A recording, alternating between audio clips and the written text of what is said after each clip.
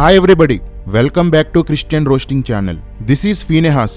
ఈ వీడియో కేవలం ఎంటర్టైన్మెంట్ కోసమే చేశాం. నిజం భయ్యా, ఎవరిని హర్ట్ చేయాలని అస్సలు కాదు. ఏదో నలుగురిని తిడితే దానివల్ల ఏదో చిల్లర వేస్తారు యూట్యూబ్ వాళ్ళు. ఆ చిల్లర మీద బతుకుని చిన్నగా దొల్లించుకుంటూ ఉంటారు అన్నమాట. బ్రతుకు తెరుగు కోసం చేస్తున్నాం భయ్యా. స్ట్రైకులు వేసి మా కడుపు కొట్టకండి. ఫస్ట్ టైం ఇన్ హిస్టరీ, అంటే యావత్ చరిత్రలోనే మొట్టమొదటిసారిగా కొందరు పాస్టర్లు కలిసి కలవర్ టెంపుల్ నిర్వహించే ఐపీఎల్లో క్రికెట్ ఆడుతున్నారు. సతీష్, ఇది చరిత్రలోనే మొట్టమొదటిది ఎందుకయిందో తెలుసా? యావత్ క్రైస్తవ సంఘ చరిత్రలో నీలాంటి దరిద్రుడు, దిక్కుమాలినవాడు, దిగంబరి పుట్టలేదు కాబట్టి, ఇలాంటి పనికిమాలిన పనులు ఎవరూ చెయ్యలేదు కాబట్టి. నెక్స్ట్ ఇయర్ కూడా ఐపీఎల్ పెట్టు, ఇండియన్ పేకాట లీగ్ అని పెట్టి చరిత్రలో మొదటిసారని చెప్పు. సిగ్గులేనోడా, నిన్నడిగేవాళ్ళని నిలదీసేవాళ్ళని నీ పక్కనుంటే గెంటేశావు, బయట ఉంటే కొట్టించావు, ఆన్లైన్లో ఉంటే వీడియోలు తీయించావు. నువ్వు నొక్కే కొద్దీ నోర్లు బయటికి వస్తూనే ఉంటాయి. ఏమయ్యా పాస్టర్లు, ఫన్ కావాలా? ఒక్కొక్కడు విశ్వాసుల కానుకలు తిని తిని కొవ్వెక్కి బలిసిపోయారు. అందుకే ఫన్ కావలసి వచ్చింది. క్రైస్తవ్యంలో ఎన్నో సమస్యలున్నాయి, ఇంకా ప్రకటించాల్సిన సువార్త ఎంతో ఉంది. ఇలాంటి పరిస్థితిలో మీకు ఆటలు కావలసి వచ్చాయా? ఏమయ్యా ప్రవీణ్, అన్నం తినడం మానేసి గడ్డి తింటున్నావా? ఈ బెగ్గర్ సతీష్ దేవుని సేవకుడు కాదు, వ్యాపారస్తుడని నీకు తెలీదా? ఏమయ్యా జ్యోతిరాజు, నీకన్నా బుద్ధుండక్కర్లేదా? ఎంతైనా మన్నావుడువు కదా, ఆ మాత్రం తేడా ఉంటాదిలే. బాబు జోసఫ్ ప్రకాష్, డాడీని అడిగే ఫోటో ఇచ్చావా? నాకు తెలిసినంతవరకు ఈ బెగ్గర్ దగ్గరికి జైపాల్ గారు నిన్ను పంపరే. ఆదిమ సంఘపు సేవకులు అద్భుతమైన సేవ చేశారు కాని ఆట విడుపు కోరుకోలేదు. వారి ఐక్యతను పరిచర్యలో చూపించారు కాని సరదాల్లోనూ సంబరాల్లోనూ చూపించలేదు. మీరంతా కలిసి వాళ్ళు వేసిన పునాదుల్ని పగలగొడుతున్నారు.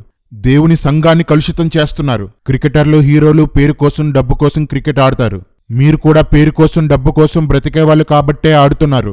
వాళ్ళకి మీకు ఏ తేడా లేదు. మీరంతా ఈ చెత్త పని చేస్తూ క్రైస్తవులు క్రికెట్ ఆడొచ్చు, చూడొచ్చు అని గ్రీన్ సిగ్నల్ ఇస్తున్నారు. ఇంకెంత నాశనం చేస్తారయ్యా సంఘాన్ని? అన్నా, ఫెలోషిప్ కోసం ఆడుతున్నారంటన్నా.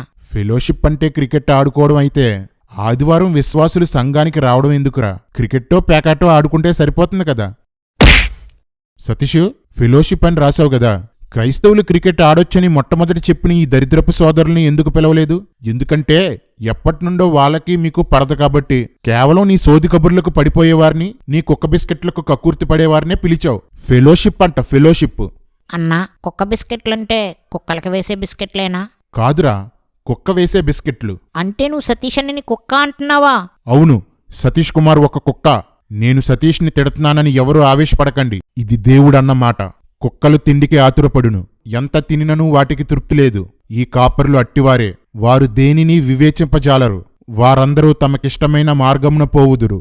ఒకడూ తప్పకుండా అందరూ స్వప్రయోజనమే విచారించుకొందురు. ఈ వచనం మీకోసమే, ముఖ్యంగా సతీష్ కుమార్ కోసం.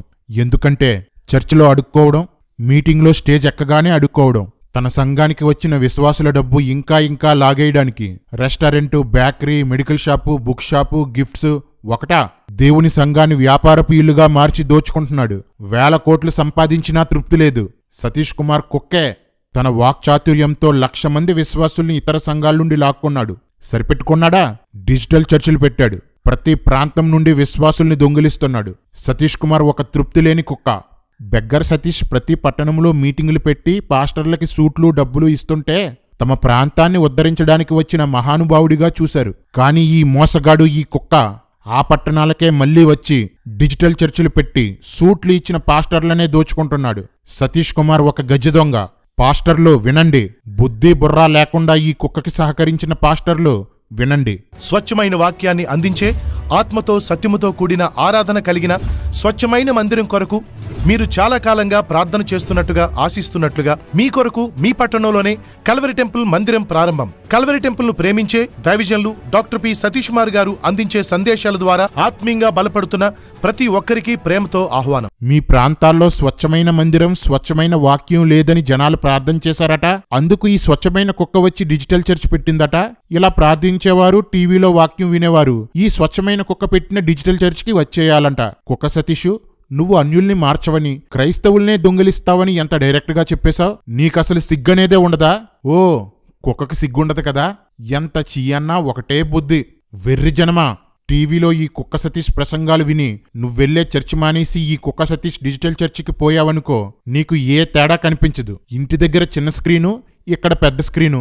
ఒకే ఒక్క తేడా ఏంటంటే నువ్వు ఈ కుక్క దగ్గరికి వెళ్తే ప్రతి వారం నిన్ను దోచుకుంటాడు. ఈ కుక్క ఎలా అయితే గర్విష్టిదో నిన్ను అలాగే చేస్తాడు. ఈ కుక్కని గణపరిచేలా, మనసులో ఆరాధించేలా చేస్తాడు. ఇంత చెప్పినా నువ్వు ఆగుతావేంటి? ఈ కుక్క ఆల్రెడీ నిన్ను కరిచేసింది, విషం ఎక్కేసింది. పో పో, నీ కర్మ. కుక్క సతీషు, ఏం చేసినా చెల్లుతుందని నిన్ను ఆపేవాడు ఎవ్వడో లేడని విర్రవీగుతున్నావు. నీలాంటి వాళ్ళు చరిత్రలో చాలామంది వచ్చారు. దేవుడు కొడితే కనపడలేదు. నీకు కూడా ఒకరోజు అలాంటి గతే పడుతుంది. దేవుని సంఘాన్ని నాశనం చేస్తున్న గ్రుడ్డివాడా, దెబ్బతింటావు. దేవుడు నిన్ను కొట్టిన దెబ్బ చూసి నీ వెనకాలే నడుస్తున్న ఈ సిగ్గులేని కుక్కలన్నిటికీ బుద్ధి వస్తుంది. మీకేమైనా బుద్ధుంటే, సంఘం కోసం ఆలోచన ఉంటే ఈ కక్కుర్తి కుక్కతో కలవకండి. భారం కలిగిన వారంతా, ఈ కుక్క చేసే అన్యాయాలను చూసి బాధపడేవారంతా షేర్ చెయ్యండి. క్రైస్తవ్యంలో సతీష్ కుమార్ను నిలదీసేవారున్నారని రుజువు చెయ్యండి. సతీష్ని కుక్క అన్నందుకు ఫీల్ అవ్వకండి. నిజానికి సతీష్ను కుక్క అన్నందుకు కుక్కజాతి ఫీల్ అవ్వాలి. సతీష్ కుక్క అని నేను కాదు, వాక్యమే చెప్తుంది. మనుషుల క్రియలు హీనదశకు చేరుకుంటే వాటిని ఖండించడానికి తీవ్ర పదజాలం వాడాల్సి వస్తుంది. దేవుడు అదే చేశాడు. కుక్క సతీషు, నేననుకుని కొందరిని హింసించావు, ఇప్పుడు ఇంకొందరిని హింసిస్తావు. వీటికి కూడా త్వరలోనే శిక్ష అనుభవిస్తావు. త్వరలోనే. రక్తం వచ్చేలా కొట్టారుగా, ఇంకదేం బతికిద్ది ఇప్పుడు? మూతి మీద పెట్టి కొట్టారుగా. ఎవరేమనుకున్నా మాకు అవసరం లేదు. మేం చెప్పేది చెప్పాం. వీళ్ళంతా సంఘాన్ని రంగుల వలయంగా మార్చేస్తుంటే నోరెత్తని ప్రతి ఒక్కడు ఇప్పుడు కామెంట్ సెక్షన్లోకి వచ్చి సోది కబుర్లు చెప్తారు. అందుకేరా పెద్దలు ఇలా అన్నారు, భారం ఉన్నోడు అడ్డుకుంటాడు, బాధ్యత ఉన్నోడు ఖండిస్తాడు, ఈ రెండూ లేనోడు ఆ రెండూ ఉన్నోడి మీద పడేడుస్తాడని. అన్నా ఎవరా పెద్దలు? ఫీనేహాస్ అని. నేనేరా. ఛానల్ సబ్స్క్రైబ్ చేసుకోకపోయినా పర్లేదు, లైక్ చేయకపోయినా పర్లేదు. ఎందుకంటే ఈ ఛానల్ని మానిటైజ్ చేయలేదు, ఎప్పటికీ కూడా మానిటైజ్ చెయ్యం. వీడియో మాత్రం షేర్ చేయండి. ఈ వీడియోని యూట్యూబ్ నుండి తీసే లోపు కొట్టో కొడో కొడో కొడో కొడో కొడో కొడో కొడో కొడో కొడో కొడో కొడో కొడో